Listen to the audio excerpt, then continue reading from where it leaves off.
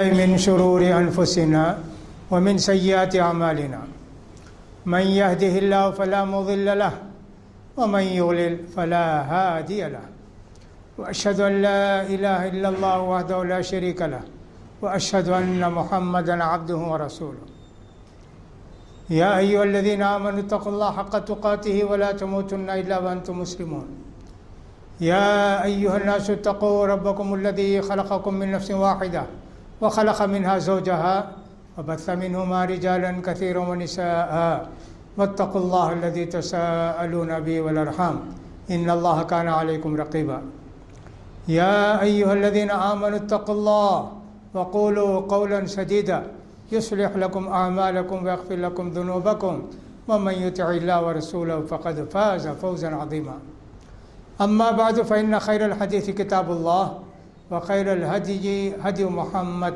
صلى الله عليه وسلم وشر الأمور محدثاتها وكل محدثة بدعة وكل بدعة ضلالة وكل ضلالة في النار يقول سبحانه وتعالى في محكم تنزيله بسم الله الرحمن الرحيم إنا أعطيناك الكوثر فصل لربك وانحر إن شانئك هو الأبتر وعن أبي قتادة رضي الله تعالى عنه قال قال رسول الله صلى الله عليه وسلم صوم يوم عرفة يكفر عن سنتين ماضية ومستقبلة أو كما جاء في الحديث۔ برادران اسلام، خواتین ملت، جمعے کے آداب بہت ہیں۔ ان آداب میں سے ایک ادب یہ ہے کہ آدمی جتنے جلد ہو سکے مسجد کو پہنچ کے نوافل میں ذکر و اذکار میں مشغول رہے تو اس کو بہت ثواب ملتا ہے۔ جیسا کہ حدیث میں آیا کہ پہلی گھڑی میں آنے والوں کو ایک اونٹ قربانی کر کے دینے کا ثواب ملے گا، تو لہٰذا مسجد کو جلدی آنا چاہیے۔ دوسرا ادب یہ ہے کہ صاحب آدمی کو جہاں جگہ ملتی وہیں بیٹھ جانا چاہیے، بار بار سامنے آ کر بیٹھنے کی کوشش نہیں کرنا چاہیے۔ پچھلے خطبے میں بھی یہ بیان کیا گیا۔ تیسرا ادب یہ ہے کہ جمعے کا خطبہ شروع ہونے کے بعد بس 2 رکعت پڑھ لیے تحیۃ المسجد یا جمعے سے پہلے کی سنت سمجھ لیجئے، بس اس کے بعد نفل نماز خطبہ شروع ہونے کے بعد نہیں پڑھنا۔ کوئی آدمی آیا پڑھ لیا 2 رکعت، خطبہ شروع ہو گیا، اب سوچے کہ چلو اور 2 رکعت نفل پڑھیں، جائز نہیں۔ غور سے خطبہ چننا چاہیے، ان سب باتوں کا خیال کرنا چاہیے۔ ہم لوگ ذی الحجہ کے ابتدائی 10 دنوں سے گزر رہے ہیں۔ گزشتہ جمعے میں ان 10 دنوں کی فضیلت تفصیل کے ساتھ بیان کی گئی تھی۔ ہو سکتا ہے کہ ہمارے بہت سارے بھائیوں نے ان کو سن کر عمل کیا ہوگا، کسی نے ایک مرتبہ قرآن ختم کر دیا ہوگا، اور کسی نے ذکر و اذکار کیا ہوگا، اور کوئی آدمی صدقہ خیرات کیا ہوگا، اور کوئی آدمی نفل روزہ رکھا ہوگا۔ رکھے ہوں گے اللہ کے کچھ نہ کچھ بندے۔ انسانوں کی عادت مسلمانوں کی کچھ ایسے ہو گئی ہے، سنتے بہت ہیں، عمل کچھ بھی نہیں کرتے۔ کھچنا ہی بیان کرو، یہ فضیلت کا دن ہے، یہ مبارک دن ہے، سب سن لیتے ہیں، عمل میں ذرا بھی اضافہ ہوتا نہیں۔ جیسے پہلے ویسے آج، کچھ فرق نہیں پڑتا۔ یہ گویا اللہ کی طرف سے ایک سزا ہے۔ اللہ کی طرف سے جو سزا ہوتی ہے ان میں سے ایک سزا یہ ہے کہ آدمی دین کی باتیں سنتا ہے، عمل کرنے کا جذبہ، عمل کرنے کی توفیق نہیں ہوتی۔ اللہ کی بہت بڑی سزا۔ باقی بیماری آئی، فلاں آئی، ایکسیڈنٹ ہوا، یہ سب بھی سزا ہو سکتے، لیکن سب سے بڑی سزا اللہ کی یہ ہے کہ نیکی کے باتوں کو آدمی سنے، قبول نہ کرے۔ اسی لیے اللہ تعالیٰ کیا فرماتے ہیں کافروں کے تعلق سے سورہ بقرہ کی ابتدائی آیتوں میں، ختم اللہ علی قلوبہم وعلی سمعہم وعلی ابصارہم غشاوہ ولہم عذاب عظیم۔ یہ جو کافر ہیں نا،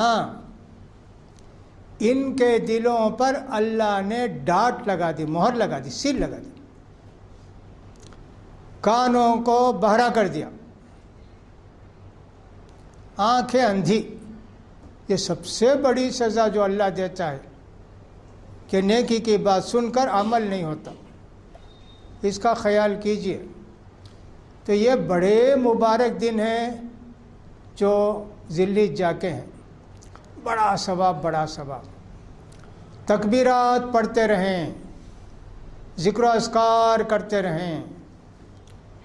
چلتے پھرتے راستے میں عام طور پر موقع ملتا نہیں، اس لیے انسان کو چاہیے کہ صاحب ذرا وقت نکال کے گھر میں یا مسجد میں بیٹھ کے ذکر و اذکار کرتا رہے، زیادہ سے زیادہ تکبیر پڑھتا رہے، اللہ اکبر اللہ اکبر اللہ اکبر کبیرہ پڑھتا رہے، اللہ اکبر لا الہ الا اللہ اللہ اکبر وللہ الحمد لتکبروا اللہ علی ما ہداکم۔ اللہ نے تم کو ہدایت دی، اللہ کی بڑائی بیان کرو۔ ہم لوگ نماز میں کتنے مرتبہ اللہ کی بڑائی بیان کرتے ہیں۔ نماز شروع کیا، اللہ تو بڑا ہے، اللہ۔ رکوع کو جاتے، اللہ تو بڑا ہے، اللہ اکبر۔ سجدے کو جاتے سے اللہ اکبر، اللہ تو بڑا ہے۔ سجدے سے اٹھتے ہیں، اللہ تو بڑا ہے۔ پھر اٹھتے ہیں نماز سے، اللہ تو بڑا ہے، اللہ اکبر اللہ اکبر اللہ۔ اذان دیتے ہیں، اللہ اکبر، اللہ بڑا ہے، یاد رکھو، اپنے آپ کو بڑا مت سمجھ لو، تم لوگ اللہ کے حکم کو ماننے والے ہو، اللہ کے حکم پر چلنا ضروری ہے، دیکھو اللہ بڑا ہے، یاد رکھو۔ اذان میں کتنی مرتبہ اللہ اکبر؟ 4 مرتبہ پہلی بار، اور آخر میں پھر 2 مرتبہ، 6 مرتبہ اذان میں۔ اقامت کہتے ہیں، پھر اللہ اکبر 2 مرتبہ، پھر آخر میں 1 مرتبہ۔ کتنی بڑائی بیان کرتے اللہ کی، لیکن اپنے آپ کو ہی بڑا سمجھتے، اللہ کے حکم پر چلنے کا جذبہ شوق نہیں ہوتا ہے۔ کہا اللہ نے لتکبر اللہ کی کبریائی، بڑائی، بزرگی بیان کرتے رہو۔ تو یہ دن ہے کہ زیادہ سے زیادہ اللہ کی بڑائی بیان کرنا چاہیے۔ تو تکبیرات تو مختلف آتے ہیں، مثلا اللہ اکبر اللہ اکبر کبیرہ، صحیح حدیث۔ ذرا اس سے کم درجے کی حدیث، اللہ اکبر لا الہ الا اللہ اکبر وللہ الحمد۔ بعض لوگ اللہ اکبر کبیرہ والحمد للہ کثیرہ وسبحان اللہ بکرۃ واصیلا۔ سب سے صحیح اللہ اکبر کبیرہ۔ پڑھتے رہو، چلتے پھرتے، اٹھتے بیٹھتے، سوتے بھی نیند آئے تک پڑھتے رہو اللہ اکبر۔ نیند سے اٹھے تو اللہ اکبر۔ یہ دن ہے جس میں تکبیر اللہ کی زیادہ سے زیادہ بیان کرنی چاہیے۔ پہلی ذی الحجہ سے لے کر 13 کی عصر ختم ہونے تک، عصر کو آخری تکبیر پڑھتے رہنا چاہیے۔ نبی کریم صلی اللہ علیہ وسلم اور صحابہ کرام یقیناً پڑھے ہوں گے تکبیر، سب پڑھتے تھے۔ حضرت عمر مینا میں پڑھتے تھے، حضرت عبداللہ بن عمر، حضرت عمر، حضرت ابن عمر روز میں پڑھتے، بازار میں جا کر اللہ اکبر۔ اسی طرح جب مسجد کو آئیں دیکھیں لوگ بیٹھے ہیں، اللہ اکبر ایسا کہا کہ آگے لوگوں کی یاد اللہ تکبیر پڑھنا چاہیے، بھائی تکبیر پڑھتے ہیں۔ یہ نہیں کہ ایک آدمی تکبیر پڑھے سب اس کے پیچھے تکبیر پڑھیں، یہ سلف کا طریقہ نہیں۔ جیسے عام طور پر ہر مسجد میں ایسی ہوتا ہے نا، 9 کو شروع کرتے ہیں عرفے کے دن تکبیر، تو امام صاحب اللہ اکبر لا الہ الا اللہ اکبر وللہ الحمد، اب سب لوگ بولتے ہیں۔ یہ سلف کا طریقہ نہیں تھا، اس لیے اس کو نہیں کرنا چاہیے، نہ مسجد میں نہ عیدگاہ میں۔ ہر آدمی اپنی تکبیر پڑھتا رہے، خاص کر 9 تاریخ سے لے کر 13 کے عصر کے تک، عصر بھی شامل ہے، فجر کی نماز کا، ظہر کی نماز کے بعد زور سے تکبیر پڑھتے رہیں۔ زور کا مطلب تھوڑا زور سے۔ عورتیں آہستہ پڑھیں گی، عورتیں زور سے نہیں پڑھیں گی۔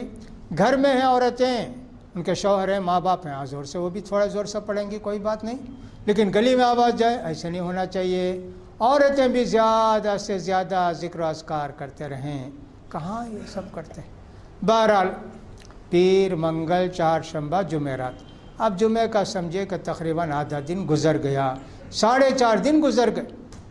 فضیلت کے، برکت کے، اللہ کی رحمت کے، نیکی کمانے کے، قرآن پڑھنے کے، تکبیر پڑھنے کے 4.5 دن گزر گئے۔ اب باقی جو دن ہے اس میں آدمی کو غنیمت سمجھنا چاہیے، نیکی کرنا چاہیے۔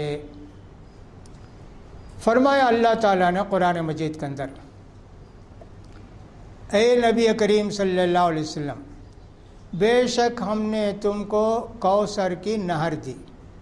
کوثر ایک بڑی نہر، اس کا پانی بے حساب لذیذ، اسی پر اللہ کے رسول بیٹھ کر سب کو ایک ایک گلاس پانی پلائیں گے۔ وہ پانی اتنا برکت والا ہوگا، جنت کو جانے تک پیاس نہیں لگتی، اتنا پیارا پانی۔ وہ توحید والوں کو ملے گا۔ جس نے شرک کیا، بدعت کی، دین کے اندر نئی نئی باتیں پیدا کی، اس کو پانی نہیں ملے گا، اگرچہ کہ 5 وقت کی نماز پڑھا ہوگا، حج کیا ہوگا، روزہ رکھا ہوگا، بدعتی کو نہیں ہو۔ اب بدعت بہت ہیں، بہت بدعتیں ہیں، قول میں بھی عمل میں بھی بہت بدعتیں ہیں۔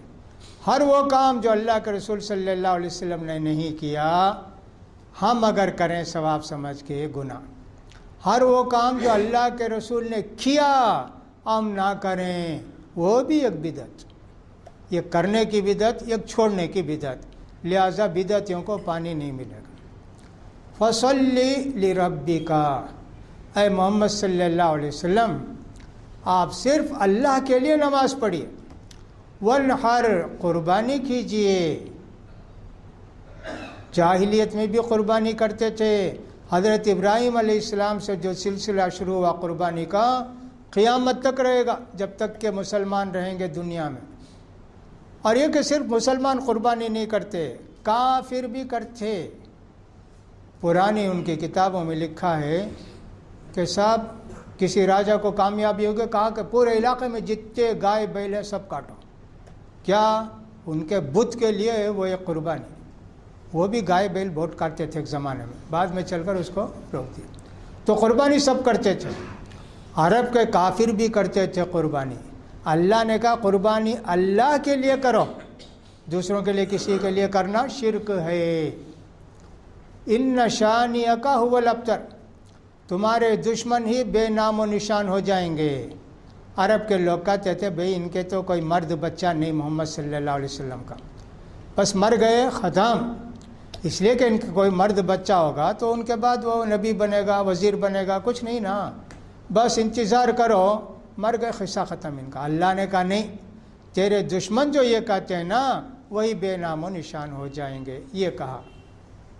تو یہ عرفے کے، یہ ذی الحجہ کے مبارک دن ہیں۔ ان میں ایک بڑی فضیلت یہ ہے، عرفے کے دن کا روزہ کوئی رکھتا ہے اس کے 2 سال کے گناہ معاف ہو جاتے ہیں، پچھلے سال کے اور آنے والے سال کے۔ اتنی بڑی فضیلت نفل روزے میں، اتنی بڑی فضیلت کسی روزے کی نہیں ہے۔ محرم کا روزہ رکھتے ہیں تو 1 سال کا گناہ معاف ہوتا ہے، لیکن عرفے کے دن کا روزہ رکھتے ہیں 2 سال کے گناہ معاف ہوتے ہیں۔ عرفہ کب ہوتا ہے؟ 9 تاریخ کو ہوتا ہے۔ 9 تاریخ سعودی عرب میں سمجھیے یا عرب میں سمجھیے، وہ پڑتی ہے ہمارے حساب سے پیر کے دن، یعنی ان کے حساب سے ہم جو یہاں ہیں پیر کے دن عرفہ۔ اگر کوئی آدمی پیر کے دن روزہ رکھے عرفے کا بہت اچھا ہے، اس دن عرفہ بھی ہے، ہم لوگ بھی یہاں روزہ، ان کے ساتھ ایک مشابہت ہو گئی۔ اگر کوئی آدمی یہاں کے حساب سے رکھتا، نہیں بھی 9 کو میں رکھوں گا، منگل کے دن روزہ رکھے گا، لہذا چاہے تو پیر کو رکھو چاہے منگل کو رکھو، لیکن پیر کو رکھنا زیادہ بہتر معلوم ہوتا ہے، اس لیے کہ حدیث میں یہ آیا صوم یوم عرفہ، عرفے کے دن کا روزہ 2 سال کے گناہوں کو معاف کراتا ہے۔ تو عرفے کا دن وہی ہے جب حاجی لوگ میدان عرفات میں کھڑے ہوتے ہیں، لہٰذا یہ ایک فضیلت اس کی یہ ہوئی کہ صاحب عرفے کے دن کا روزہ آدمی رکھے۔ جہاں تک دوسرے فضیلتوں کا مسئلہ ہے یا بیان کا مسئلہ ہے عید کا، پہلی بات تو یہ کہ حضرت عمر رضی اللہ تعالیٰ نے ایک مرتبہ مارکیٹ میں دیکھا ریشم کے بہترین کپڑے بک رہے ہیں، یوں سمجھے کہ صاحب وہ جو جبہ جس کو بولتے ہیں نا ویسا۔ حضرت عمر سوچے کہ اللہ کا رسول خرید لیے یہ تو کتنا اچھا رہے گا، بڑے لوگ آئیں گے ملنے کے لیے تب پہن لیں گے اللہ کا رسول، عید اور جمعہ کو پہن لیں گے۔ اس لیے آ کر اللہ کے رسول صلی اللہ علیہ وسلم سے بولے، اللہ کا رسول مارکیٹ میں ریشم کے بہترین کپڑے بک رہے ہیں، ڈریس آپ خرید لیے تو بہت اچھا رہے گا نا، لوگ آئیں گے بڑے بڑے سردار ملنے کے لیے، آپ پہن کے ملیں گے، عید کو جمعے کو پہنیں گے۔ تو اللہ کے پیارے رسول صلی اللہ علیہ وسلم نے فرمایا، یہ ریشم کے کپڑے ہیں جی، یہ وہ لوگ پہنیں گے جن کو آخرت میں اللہ نہیں دے گا۔ ہم کیسے پہنے ریشم کے کپڑے؟ مردوں کے لیے حرام ہے نا، تو اس لیے نہیں پہنے۔ اس سے مسئلہ یہ نکلا، عید کے دن اچھا کپڑا پہننا چاہیے، جمعے کے دن بھی صاف ستھرا اچھا کپڑا پہننا چاہیے، بڑے لوگوں سے ملنا ہے جب بھی اچھا کپڑا پہننا چاہیے، مسجد کو آتے ہیں تو تب بھی پاک صاف اچھا لباس ہونا چاہیے، بدبو والا میل کچیل والا لباس نہیں ہونا چاہیے۔ تو جمعے کے دن ایک تو یہ ہوا کہ آدمی اچھا لباس پہنے۔ جہاں تک نہانے کا تعلق ہے، حدیث میں نہیں آیا کہ عید کے دن نہا دھو کر عیدگاہ کو آؤ، لیکن حضرت عبداللہ بن عمر رضی اللہ تعالیٰ عنہما نہا کر عیدگاہ کو جاتے تھے۔ اس سے لوگوں نے یہ مسئلہ نکالا کہ نہا کر جانا افضل ہے، لیکن ایسا نہیں ہونا چاہیے نہانے کے لیے عید کا ٹائم نکل جائے، ایسا نہیں ہونا چاہیے۔ نہانا مستحب، مسنون سنت بھی نہیں، بہتر وضو کر کے آ گئے تو بھی کافی ہے۔ اس لیے یہ نہیں کہنا چاہیے کہ ہمارے گھر میں ایک حمام ہے اور نہانے والے 10 آدمی ہیں، آپ اتنے جلدی نماز رکھیں گے تو کیسے ہوگا؟ ہم اللہ کے رسول کا خیال کریں گے کہ نہیں آپ کے حمام کا خیال کریں گے؟ آپ کتنی جگہوں تک جا کر نماز پڑھ لیجئے، مت پڑھیے گھر میں، آپ پڑھ کے لے پڑھ لیجئے۔ اپنے کسی کام سے سنت کو بگاڑنا یہ بھی ایک بدعت اور یہ بھی ایک گناہ۔ دین کے کاموں کو اپنے عمل دخل سے بگاڑنا، ان کے اندر تبدیلی کرنا، یہ بھی ایک بدعت اور یہ بھی ایک گناہ، اس کو سمجھنا چاہیے۔ تو لہٰذا اللہ کے رسول صلی اللہ علیہ وسلم کے متعلق تو نہیں آیا کہ آپ نہاتے تھے، البتہ حضرت عبداللہ بن عمر نہاتے تھے۔ نہانا چاہیے، اچھے کپڑے پہننا چاہیے، خوشبو لگانا چاہیے مردوں کو کہ جس کی خوشبو پھیلے۔ عورتیں خوشبو والی چیز لگا کر گھر سے باہر نہیں نکلیں گی۔ آتے وقت ایک راستے سے تکبیر پڑھتے ہوئے آئیں، ذرا زور سے تکبیر پڑھیں۔ یہ گلی میں 4-5 آدمی ہیں، مل کر آئیں، اچھا ہے، سب تکبیر پڑھتے ہوئے آئیں۔ عیدگاہ گئے، وہاں بھی تکبیر پڑھتے ہوئے بیٹھنا چاہیے، اپنی اپنی تکبیر، انتظار نہیں کرنا مائک میں فلاں پڑھیں گے تو ہم پڑھیں گے، نہیں، وہ مائک ہی آف کر کے رکھ دینا چاہیے۔ اس لیے کہ سلف کا طریقہ جب نہیں تھا، اس کے کرنے میں کبھی بھلائی نہیں ہے، گمراہی ہے۔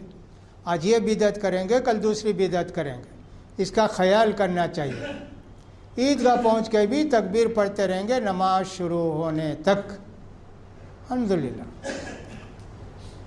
ایک راستے سے گئے، دوسرے راستے سے واپس آئے، آتے وقت تکبیر نہیں ہے، جاتے وقت تکبیر ہے، آتے وقت نہیں۔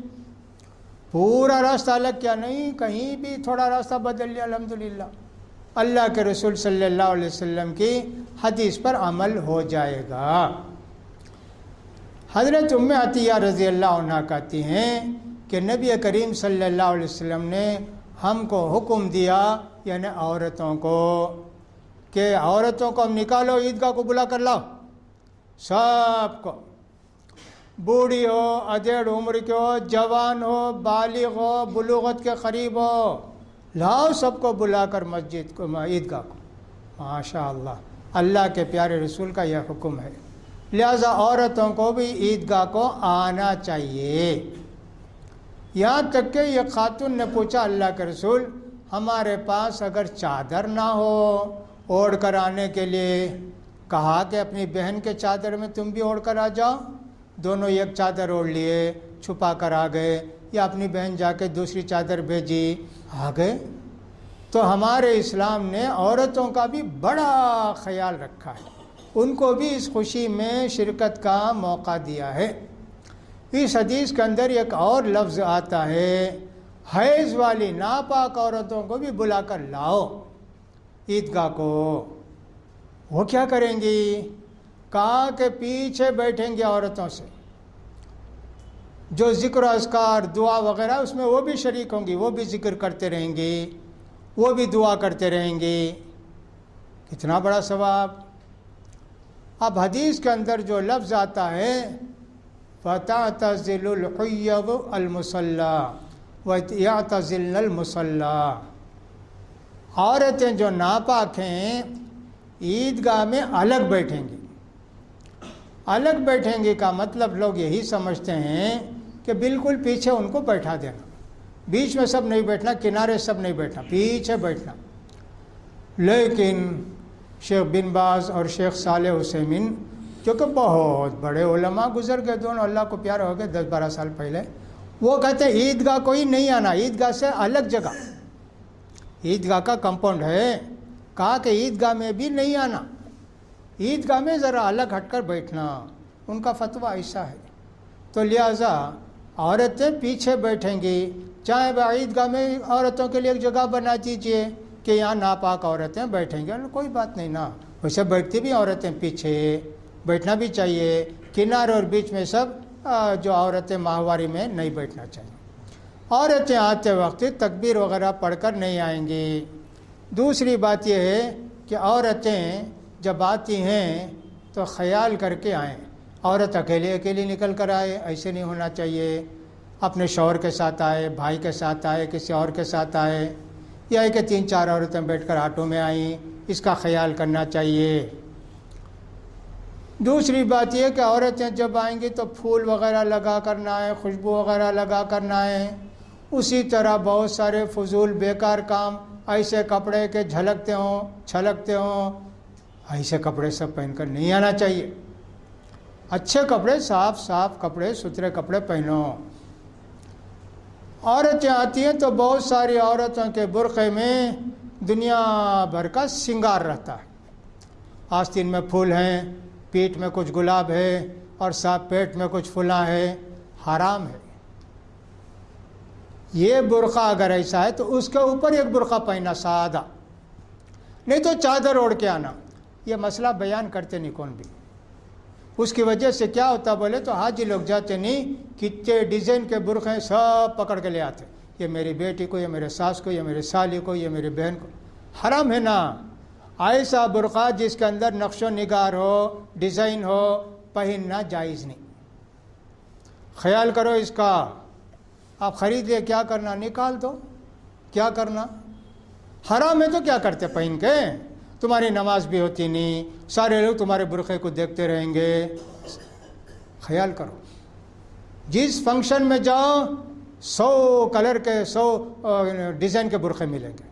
عورتیں جہاں دیکھو، شادی میں دیکھو، فلاں میں دیکھو، عیدگاہ کو بھی ایسے آتے ہیں، جمعے کو بھی ویسے آتے ہیں۔ جائز نہیں، نقش و نگار، سادہ برقع، سادہ کپڑا ہے، اس کے اوپر ایک برقع پہنو، اور ایک برقع کیا کرتے ہیں؟ نہیں تو اور ایک چادر پہن کے آؤ اس کے اوپر۔ یہ اس کا خیال کریں عورتیں۔ عورتیں بھی تکبیر پڑھتے رہیں گی عیدگاہ میں آہستہ آہستہ، وہاں بیٹھ کے بات نہیں کرتے رہنا چاہیے۔ تو یہ عید کے دن کے احکام میں ان باتوں کا خیال کرنا چاہیے، جب چل کر آدمی کو ثواب ملتا ہے۔ عید کی نماز اللہ کے پیارے رسول صلی اللہ علیہ وسلم، ایک نیزہ آفتاب بلند ہوتا عید الاضحیٰ میں تو نماز پڑھ لیتے، اور عید الفطر میں 2 نیزہ آفتاب بلند ہوتا تو نماز پڑھ لیتے۔ یوں سمجھیے کہ بقرعید کی نماز سورج طلوع ہو کر 10-12 منٹ کے بعد پڑھ لیتے، اور عید الفطر رمضان کی 20 منٹ کے بعد، 25 منٹ کے بعد پڑھتے۔ حدیث میں یوں آیا کہ عید الفطر میں اللہ کے پیارے رسول عیدگاہ کو جاتے کچھ کھا کر جاتے، یعنی کھجور کھاتے 1، 3، 5، لیکن عید الاضحیٰ میں جب جاتے، بقرعید میں، کچھ کھائے پیے بغیر جاتے، اور آنے کے بعد واپس آ کر اپنی قربانی کے جانور کا ایک ٹکڑا اٹھا کے کھاتے، بھون لیتے، وہ 5 منٹ میں تیار ہو جاتی کلیجی تو 3 منٹ میں بھی تیار ہو جاتی، بس سنت سمجھ کر ایک ٹکڑا کھا لیے۔ کسی کی قربانی بھی کھا لیے کوئی بات نہیں، آپ کے یہاں قربانی دیر سے ہونے والی کوئی بات نہیں۔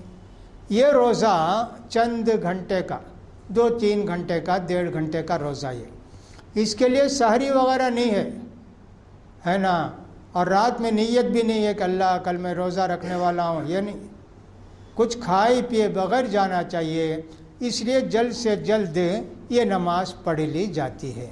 تو لہٰذا یہ سارے احکام عید کے تعلق سے ہمارے پیارے نبی صلی اللہ علیہ وسلم نے ہم کو بتائے ہیں، ان باتوں کا خیال کرنا چاہیے۔ عید کے دن الحمدللہ خوشی کا دن ہے، اس دن آدمی کو ساری باتوں کا خیال کرنا چاہیے کہ لہو و لعب، بیکار گناہ کے کام نہ ہوں۔ قربانی کا جہاں تک مسئلہ ہے، ہر آدمی اپنی قربانی اپنے ہاتھ سے کرے، بہتر ہے۔ اگر وہ نہیں کر سکتا تو کسی مسلمان سے قربانی کرائے۔ البتہ جانور پکڑنے کے لیے، لڑکانے کے لیے، گوشت کے لیے، چمڑا نکالنے کے لیے وہ غیر مسلم بھی کر سکتا، کاٹنے کے لیے مسلمان بسم اللہ اللہ اکبر، پھر اس کے بعد اللہ یہ میری اور گھر والوں کی قربانی قبول کر، تقبل منی ومن اہل بیتی، یہ نیت کر لیے، قربانی کاٹ دیے، بسم اللہ اللہ اکبر۔ ہمارے پیارے نبی صلی اللہ علیہ وسلم بکرا خود کاٹتے تھے، الٹے ہاتھ سے سر پکڑ لیتے اور اپنا پاؤں بکرے کے پاؤں کو رکھ کر دبا کر کاٹ دیتے۔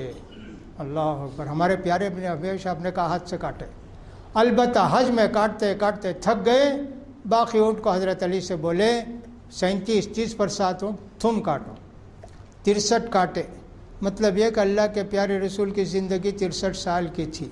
اس طرح قربانی کا مسئلہ ہے تو قربانی خود کاٹے، نہیں تو کسی سے کٹوائے۔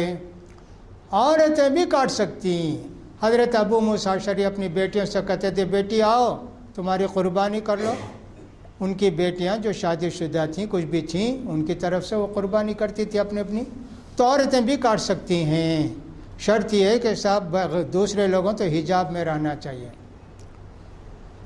چاقو تیز کر لو، یہ بھی اللہ کا رسول فرمائے ذبح کرنے سے پہلے، اور آرام کے ساتھ آسانی کے ساتھ اس کی رگ کٹ جائے، اس کا خیال کرے، خون اچھی طرح نکل جانا چاہیے۔ بکرا کاٹنے کے بعد، گائے کاٹنے کے بعد کچھ لوگ جلدی کرتے ہیں، ابھی جانور پیر ہلاتے رہتا ہے شروع کر دیتے ہیں چھیلنا، جائز نہیں۔ پیر کی حرکت پوری طرح بند ہو جائے، جسم کی اس کی پوری طرح بند ہو جائے جب چھیلنا شروع کرنا۔ پیارے نبی فرماتے زندہ جانور کا گوشت کاٹ لے تو حرام، اب وہ پوری جان تو گئی نہیں، آدھی گئی پونی گئی، باقی تھوڑی جان ہے نا، اس کا گوشت پورا حرام ہو جائے گا۔ اس لیے اس کا خیال کیجئے کہ سب پوری طرح جانور ٹھنڈا ہو جائے تو جانور کا کھال نکالنا چاہیے۔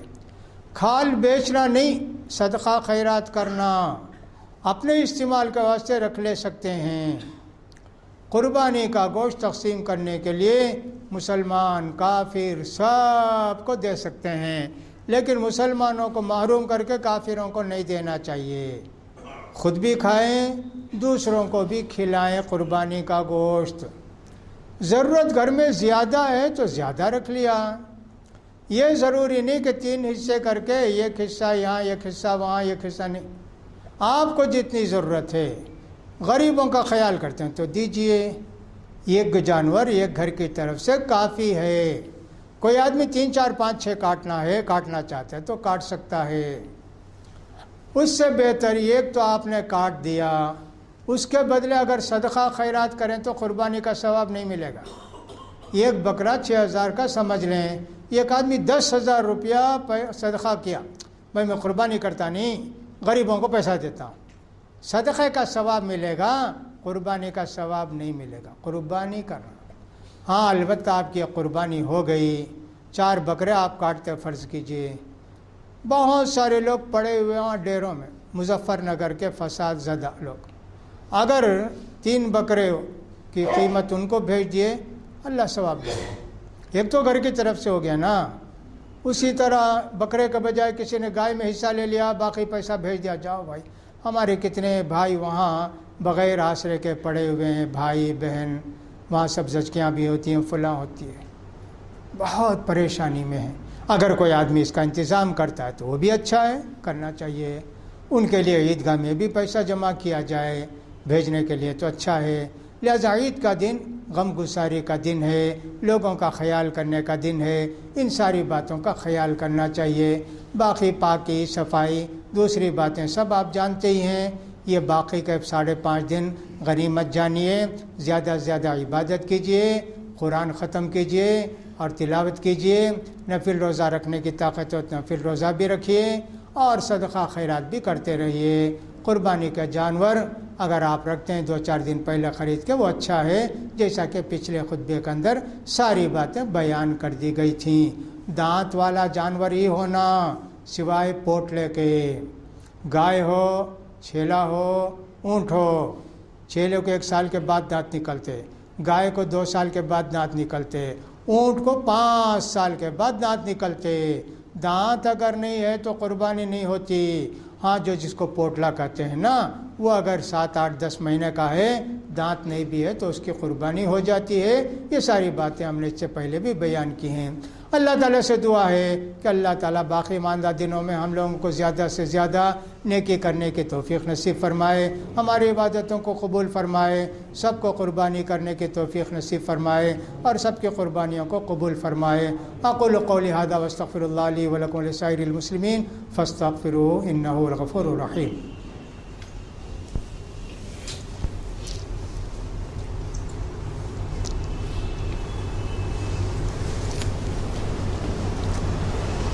الحمد للہ الأحد الصمد الذي لم يلد ولم يولد ولم يكن له كفوا أحد۔ اللهم صل على محمد وعلى آل محمد كما صليت على إبراهيم وعلى آل إبراهيم إنك حميد مجيد۔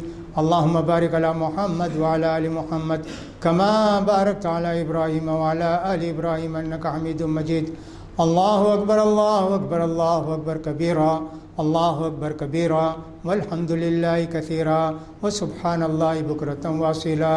الله أكبر الله أكبر لا إله إلا الله والله أكبر الله أكبر ولله الحمد۔ اللهم انصر من نصر دين محمد صلى الله عليه وسلم واجعلنا منهم، واخذل من خذل دين محمد صلى الله عليه وسلم ولا تجعلنا منهم۔ اللهم اعز الإسلام والمسلمين واخذل الكفرة واليهود والنصارى والمشركين۔ اللهم دمر ديارهم وشتت شملهم ومزق جمعهم وخرق بنيانهم وخالف بين قلوبهم وانزل بهم بأسك الذي لا ترده عن القوم المجرمين۔ عباد الله إن رحمني ورحمكم الله إن الله يأمر بالعدل والإحسان وإيتاء ذي القربى وينهى عن الفحشاء والمنكر والبغي يعظكم لعلكم تذكرون۔ اذكروا الله يذكركم وادعوه يستجب لكم ولذكر الله تعالى أعلى وأولى وأجل وأهم وأتم وأكبر۔